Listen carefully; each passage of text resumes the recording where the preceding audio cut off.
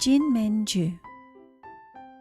Momiji attached his wooden sword to his belt and ran downstairs to the kitchen. There was an aroma of freshly baked pound cake. "Mama, I have a mission. I will need to bring some food with me." Hinako looked at her 10-year-old son. He was certainly dressed for an adventure with his samurai sword and headband. She knew that this was indeed a serious day. "All right, I will make you some onigiris for your journey. Would you like some oranges too?" "I don't need oranges, as I am going to find the Jinmenju, and I shall eat its fruit." "Understood," said Hinako. "Please be careful and don't be late for dinner." Momiji looked up. "What's for dinner, Mama?" "Curry rice," she said as she busied herself around the kitchen. "Well, I'm off," he said, putting on a small backpack. He walked out onto the porch. His grandma was sitting outside peeling radishes. "Bye, Grandma. See you later. I'm going to find the Jinmenju." "Momiji, please be careful of the juboko." "The what?" "The juboko," said Grandma as she dried her hands on a towel hanging from her waist. "It's an extremely deceptive tree. From a distance, it looks innocent. However, if you look closely enough, you will see that the branches could grab you and the base of the tree resembles piled up human remains. When you see it, I suggest that you run away before you become its next victim." "All right, Grandma. I'll be careful," Momiji said as he adjusted his sword. "Juboko trees," Grandma continued, "were normal trees once upon a time. However, one day the land they lived on was soaked in blood. When the tree's roots absorbed the blood, they turned into evil spirits, vampire trees, and can now only live off blood. If you get too close, they will grab you and drink all that red liquid inside you.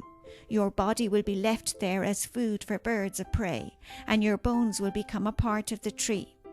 So, Momiji, be careful." "Yes, Grandma. I'll be back soon." "Don't forget that today is curry rice day."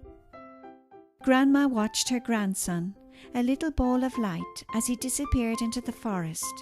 Then she continued to peel the radishes.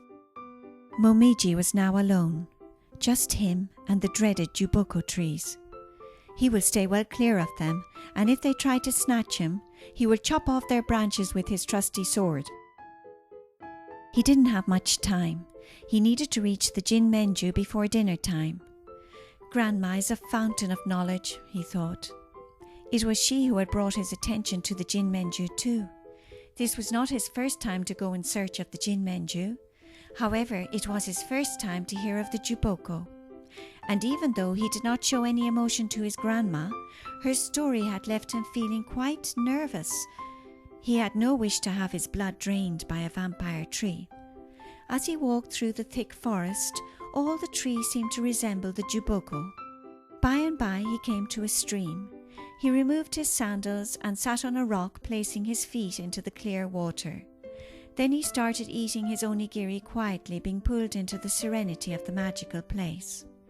Suddenly he felt something nudging his feet. He looked down to see a huge orange carp looking up at him with mouth open.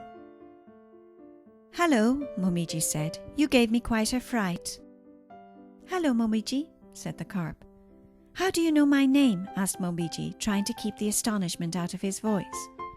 "I know everything," the carp boasted.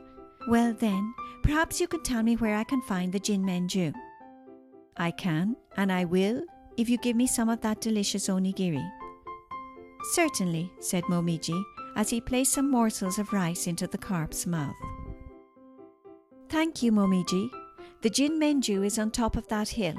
However, you have to pass a few jubokos, so be very careful." "I will," Momiji said, as he packed up, dried his feet with a small hand towel and put on his sandals. The carp swam away. Momiji had hardly been walking 5 minutes when he saw the first juboko. The tree seemed to smile at him, and to Momiji's eyes it looked beautiful. although he was aware that he was being lured into its warm embrace. Almost in a trance, he walked closer to the tree. Then he heard his grandma's voice in his head. "Momiji, it's a trap. Take your eyes off the tree." He immediately awoke and returned to the path, avoiding any kind of eye contact with the magnificent tree. He passed a few more, and each time his grandma warned him.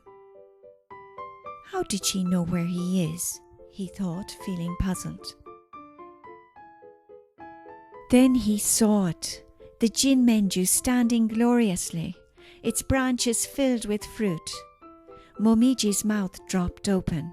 It was just as he had heard. The fruit resembled human faces. He knew that if he passed the tree, the fruit would laugh, probably scare him into a run, and he would never be able to find the tree again. So Momiji stood his ground. To conquer this fear, there was something he would have to do. He opened his mouth and started laughing. The more he laughed, the more fruit fell from the tree. He picked up a piece and bit into it. It tasted just as Grandma had said, like an orange. Then he put one into his backpack and headed home.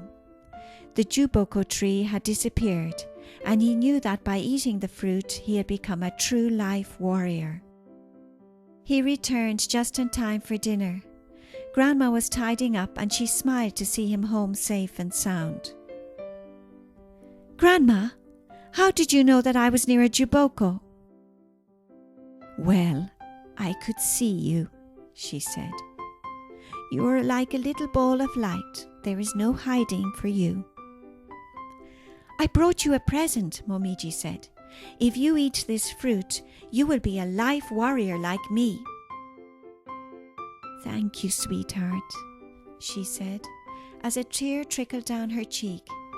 Then they heard Momiji's mother calling them to the dining room, and they both went inside as a full moon shone down on the wonder of love.